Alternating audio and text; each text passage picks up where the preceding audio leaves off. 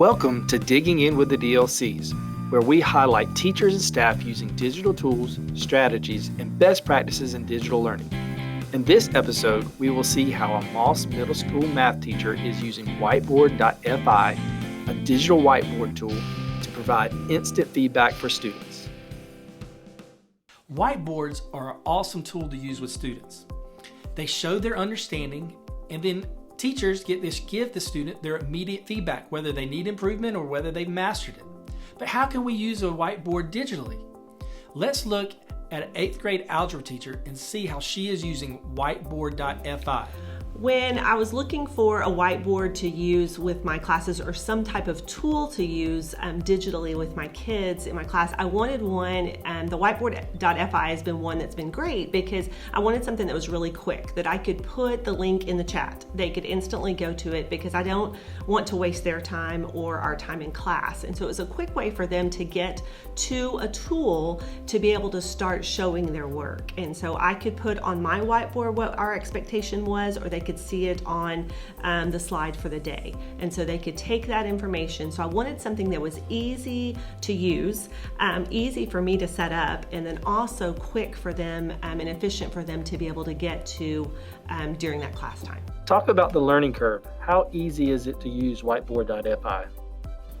The Whiteboard.fi was a really easy tool to use. I really enjoyed the fact that it was something that I could be presented. I actually learned about it from another teacher in an IC meeting and was able to then look it up and then figure it out quickly. And then also it was so easy that then I used it during a department meeting with the other math teachers for an activity and it really helped them to recognize how easy it would be for them to be able to apply and implement it in their classroom. As far as the students' utilization of that tool, it was very user-friendly because it was something that really one day I just put the link in the chat and said, we're going to try something different today and how we're going to work some of the math problems in practice today during class. I put it in the chat and then they simply logged in, and they're faster at things than we are many times. And so they were able to put their name on there and then really use it as a whiteboard. And we kind of talked about some of the different tools that they could use and if they messed up and different things and how to change from one whiteboard screen to the next one. And it was very user-friendly for me to be able to even digitally talk to my virtual students about it rather than having to demo it or spend a lot of time on the front end with it. Let's take a quick tour of Whiteboard.fi and see how it works. The left side will be the teacher and the right side will be the student. So for the teacher, they click New Class, they give the class a name, they click Create New Class. Once the class is created, they copy the link, and then they can post the link. As a teacher, you can post a link in a chat for the students to access it. Once the students get there, they put their name, and then they join the whiteboard. Once they're in, the teacher will see that the whiteboard is over here on the left for the student. Just so you can see how this works, if the student draws something on their whiteboard, this teacher will then see it populate over on the teacher's dashboard. If the student needs to start over, they can erase it, clear it, and it will clear here over on the teacher side. So one cool feature is the teacher has their own whiteboard as well, so the teacher can give problem. And then on the student side, they can view the teacher's whiteboard by clicking this, and then they could work the problem underneath the teacher's whiteboard.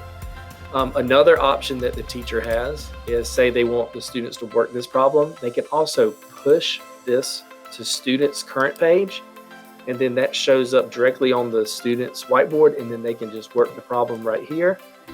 And then if I toggle back, we'll see that Mr. Bruce Banner has answered the question correctly. And the teacher can give that student immediate feedback on if they mastered it or if they need to work on it some more. Another cool feature is on the teacher's whiteboard or the student's whiteboard, they can hit this formula and insert math, and they can insert that into the whiteboard.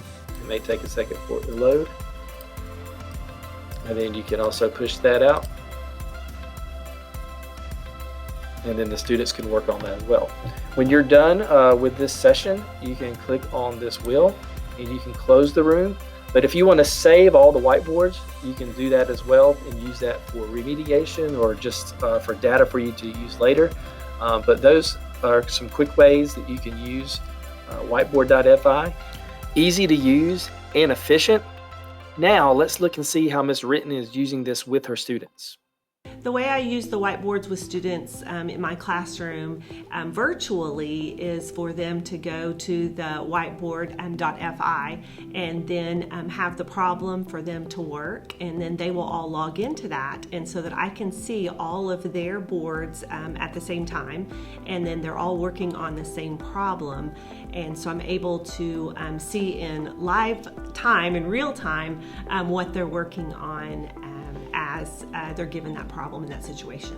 I'm able to give them feedback as they're working. So it's great because they'll be given that problem to work, and then everybody's working on that problem, which is either a follow-up, a check for understanding from the day before, or something we've done in class kind of at the end of the class to kind of check to see where everybody is. So it's a great tool for me to kind of see as a benchmark, where is everybody getting it, who's not getting it, who needs to, do I need to pull maybe for tutorials and that type of thing. So it enables me to meet the students exactly where they are by seeing what they're understanding in real time on those whiteboards.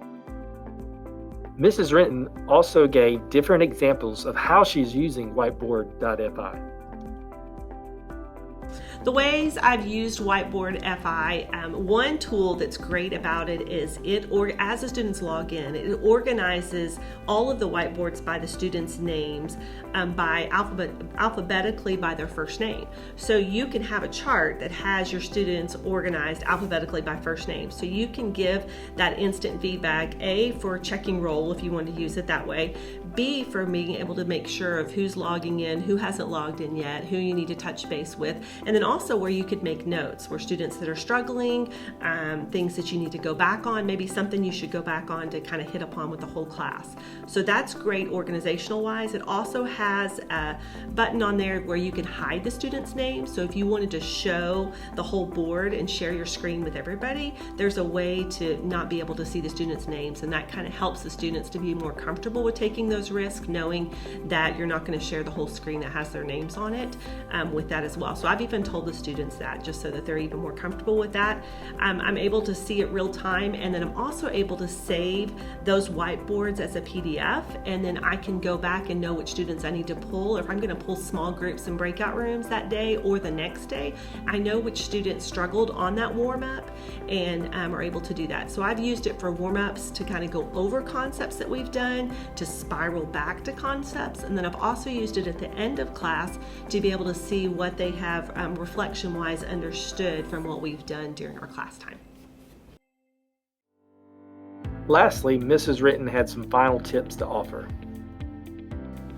When using Whiteboard.fi, I would just encourage you to try it. So definitely try it. I also would remind the students that there is a button up at the top that says toggle to teacher board, because at first they're not able to see the teacher whiteboard, and so if you will remind them to toggle up to that. And then also it's great to be able to kind of give the students feedback when they first start it, to be able to really kind of compliment them. Oh, I see that you're on the right track, or that's the great thing about it, is you can give that real-time feedback. And so the faster you start doing that, the more they'll buy into taking the risk, and then they're realizing, I explained to them, it's like I'm walking around the classroom. This is my opportunity to be able to walk around the virtual classroom with you, because I can see their work in real time and give them instant feedback so they can start making the corrections. Then we can have the quick compliments and the quick encouragements to make those corrections to get them kind of on the right track, which ultimately is our goal with teaching and with using tools as the Whiteboard.fi.